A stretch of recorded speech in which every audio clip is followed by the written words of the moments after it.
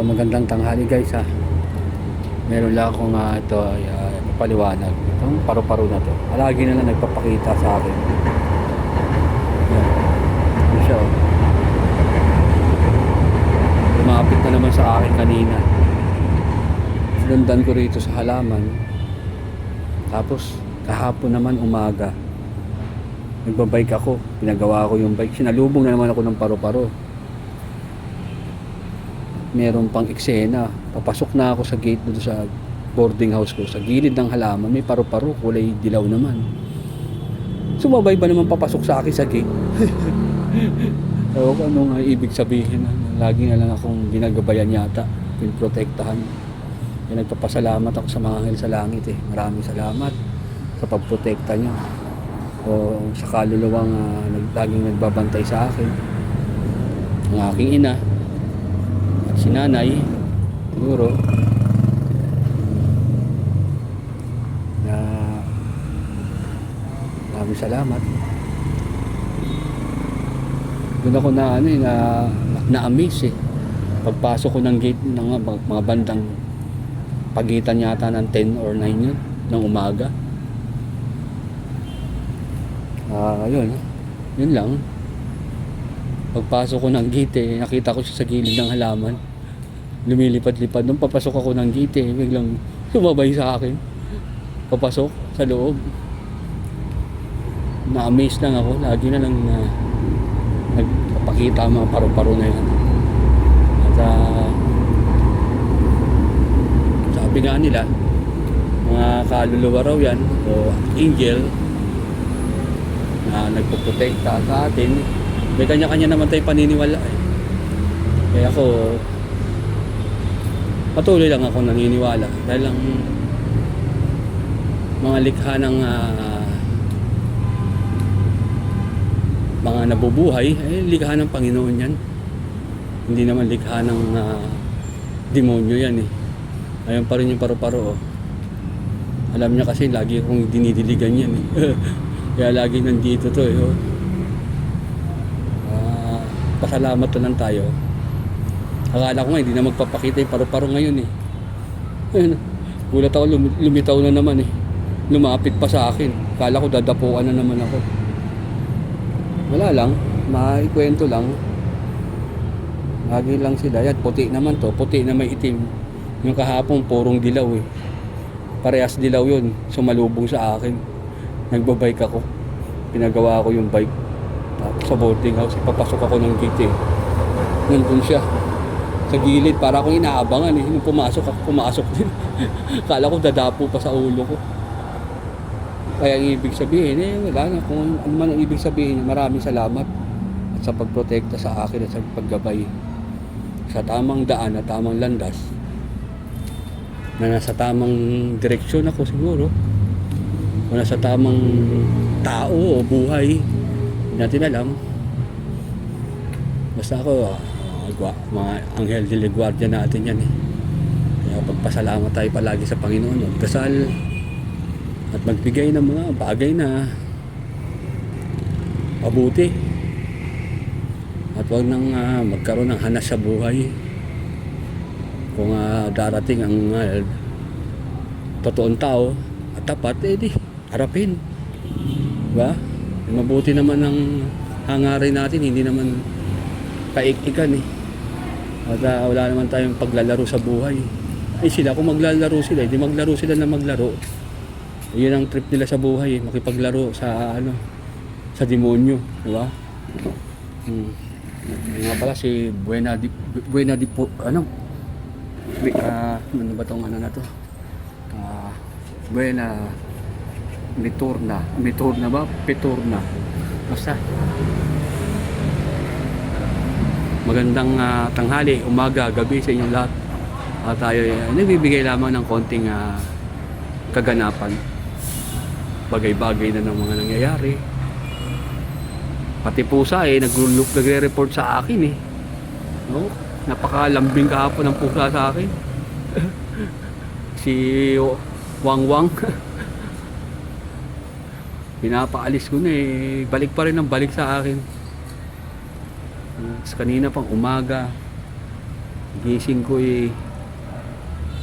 ang ingay-ingay ng pusa. Hindi ko anong mga inahanas-hanas ng mga pusa doon sa boarding house. Hindi naman gano'n ang mga pusa eh. Maingay, sobra. Parang alarm clock, sakto alas 5 eh. Paano ako? Mga kaganapan sitwasyon na nangyayari. Ito naman ay anong oras na, alas 12. Nagpakita si Paru-Paro G. Buena Vitorna. Yan si Buena Vitorna. Ang mga anghel ng kahilingan. Wow. Dito na lang guys, at tayo palagi manalangin, at bukas ay linggo manalangin tayo at magbigay ng puri sa Panginoon, at sa mga patuloy na nagbibigay ng negatibo sa atin at mga hanas sa buhay na kanilang kung ano-anong mga paglalait, pang-aalipusta o meron man o wala. Sana wag natin gawin sa kapwa natin, at wag na natin palalain pa yung sitwasyon at gawin pang kainggitan ng kapwa natin, di ba? Yung selos, kasinungalingan, bawas-bawasan natin sa katawan natin yan. Yung sobrang confidence natin sa sarili natin hindi natin alam may mga nasasagasaan na tayo, may nasasaktan tayo. Sobra nating pagmamanipula at pagkukunto sa kapwa, di ba? Makuha lang natin ang gusto natin at maiaayon ang nais natin at tayo ay maging bida sa pelikula. Di ba? Kaya minsan ang tao talaga tumatawag lang pag may problema talaga, totoo lang. Maalala lang niya pag nakakaramdam ng hinala sa sarili, saka lang tatawag sa Panginoon. Pero pag wala naman para na namang magsalita, kala mo isang siraulo, di ba? Minsan mahirap magbanal, di ba? Ika nga, sabi ko nga, ang banal ay ang Diyos lang. Ang iba ay banal-banalan, minsan ay banal chismoso, banal chismosa, banal na aso, di ba? Di ba? Kaya mahirap talagang maging banal, tandaan niyo. Walang taong banal. Kahit nga ang pare nagkakamali, nagkaroon ng kasalanan di ba? Kaya walang perpektong tao. Lahat tayo may kamalian at may kasalanan. Ang lahat ng kasalanan na yan, kagustuhan din natin dahil ayun napupunta sa pagmamanipula, tukso, di ba? Yung sinabi ko nga, yan ang huli ay nasa huli. Di ba? Kaya bigay na lang natin, binibigay ko na lang lahat ng aking dasal at kahilingan sa Panginoon. Ewan ko yung iba dyan, at patuloy lang na nagbabanal-banalan at patuloy sila nangangaral ng salita ng Diyos, pero sa likod ng kanilang mga mukha may mga tao silang binubuskahan, di ba? At ang iba dyan gutom sa pera, akala mo hindi kumakain, di ba? Na mas matimbang pa yung pera kaysa totoong tao, at mas naniniwala pa sa mga sinungaling. Yan ang katotohanan minsan sa buhay ng tao, di ba? Minsan yung problema sinisisi sa Diyos na hindi sila pinakikinggan. Lahat tayo may mga kanya-kanyang dinadaanan sa buhay. Yan ay pagsubok o isang karma sa buhay natin na kailangan natin harapin at may tama ang dapat. Hindi yung iisipin mo na hindi ka tayo pinapakinggan ng Panginoon. Lahat tayo pinakikinggan, depende na lang kung ano yung mga pinagdaanan at ginawa natin kamalian sa buhay. Kailangan muna natin ayusin yung buhay natin at itama. Hindi patuloy na gumawa ng mabuti tapos gagawa ng mas maraming kamalian, di ba? Sinasabi ko nga, minsan tumatawag lang tayo sa Diyos pag may problema tayo. Totoo naman Ang iba naman pag may karamdaman na tsaka lang nag-iisip ng pagtawag sa Diyos Pero pagka wala naman may pera, may lahat gagawin ng maging makontrol ang bawat gusto, di ba? Yan lang ang aking sinasabi at totoong nangyayari sa buhay ng tao. Kaya ang pera yan eh, oo, kailangan ng tao yan eh.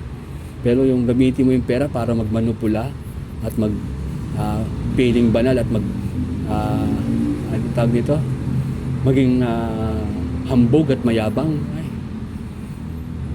you go to hell. Kahit anong panalangin mo sa Panginoon, wala. Ngayon ay patuloy ka pa rin nagmamayagpag. Pero pagdating ng araw, pag dumating ang karamdaman sa buhay natin, doon mo makikita kung gaano karami yung pera mo, kung gaano uubusin yan.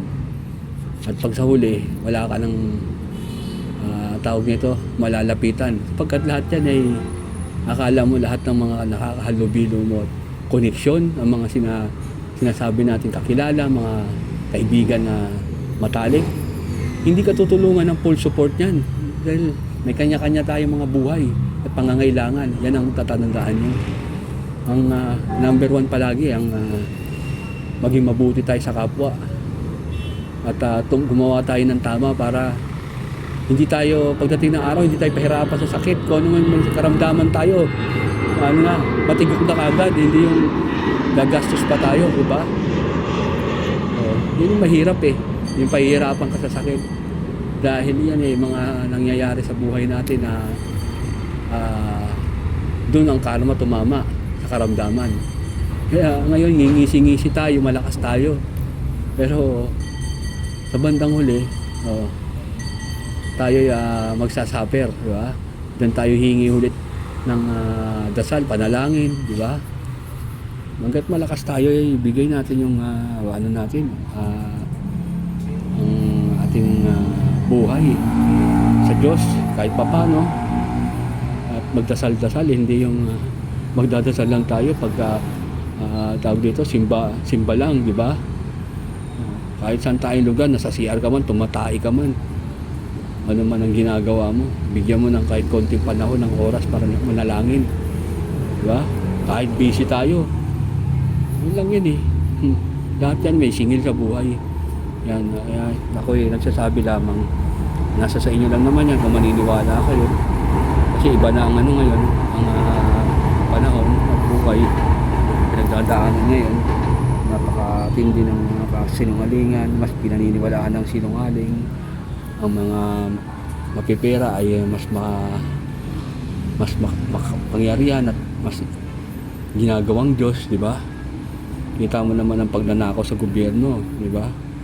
Sila pera ng bayan ninanakaw. Ganun katindi ang buhay. Kaya maging ano lang tayo, mabuti at maging tapat sa ating ginagawa. Ika nga sinabi ko, maging kontento sapat muna sa buhay. Meron man ay magpasalamat natin, hindi yung kung ano pang kaigitan sa buhay at maglaro-laro pa, lalo na sa pag-ibig ay patuloy tayong gumagawa ng kalandian, kalokohan, di ba? Kaya lahat ng bagay may katapat, tandaan nyo. Yun lang, at ako yung nagpapasalamat sa Panginoon at binigyan ako ng ganitong lakas at patuloy na mabuti sa kapwa. At wala akong pakialam kung ano sasabihin ng iba. Basta ako, patuloy ako magiging sa Kanya. Ako laging magtitiwala sa Diyos Amang makapangyarihan sa lahat, nilikha ng langit at lupa. At ang mga anghel sa langit, maraming salamat. At sa mga bituin sa langit, lahat ng nilikha ng Diyos ay pasalamatan natin. Hindi tayo patuloy lang nagtitiwala lang sa ating sarili at kung ano yung meron tayo. Lahat yan ay lilipas din at mawawala din at hindi natin maisasama yan sa buhay, sa kamatayan. Maiiwan lahat yan at magiging alaala lang tayo pag wala na tayo. Kaya habang buhay tayong buhay, magpasalamat tayo sa Panginoon at magbigay ng paggalang sa kapwa at maging totoo sa lahat. Hindi yung nagagawa tayo ng mga kaibigan sa buhay. Tayo rin ang gumagawa ng kamalian natin. Yan ang tatandaan nyo. At yun lang. Maraming salamat. At kung sana inyong paliwalaan. At nasa sa inyo naman yung naniniwala kayo o hindi. Basta ako'y nagbibigay lamang ng mga nangyayari at kaganapan sa buhay. Hindi lang sa buhay ko, kundi sa ibang tao, na hindi lahat ng bagay sa mundo ay pera. Tandaan niyo, yung maging tapat at totoo ay isang biyaya ng Panginoon yan. Mapagmahal na tao, hindi yung maghahangad pa tayo na mas aangat pa. Mahirap umangat sa buhay na walang kapalit, lalo na demonyo ang ating makakaharap at walang pag-angat sa buhay na hindi pinaghihirapan. Hindi ito kinukuha ng mabilisan para gamitin ng isang tao. Yan ang tatandaan nyo. At yun lang, magpasalamat tayo na tayo ay nakakain lang sa 3 beses sa isang araw at meron tayong lakas na patuloy ng maayos ang katawan, di ba? Glory to God. Maraming salamat at marami na tayo nasasabi at tayo pagpalain palagi at lahat ng mga ating manonood ay pagpalain din at biyayaan at lagi manalangin sa Panginoon Diyos. Ang Diyos ang lahat ng nakakaalam sa ating buhay at ilalagay tayo sa tama at sa totoong lugar at tamang tao at laging gamitin ang puso, isip at damdamin, ang intuisyon, ang pakiramdam ng damdamin at hindi kailangan magpamanipula at maging magmatsyag at pakiramdaman, hindi yung magpapalasan tayo at ang puso natin ang nakakaalam ng tama mabuti. Glory to God. Namaste. Domo. Paulit-ulit. Glory to God. Ha ha ha. Wi wi wi.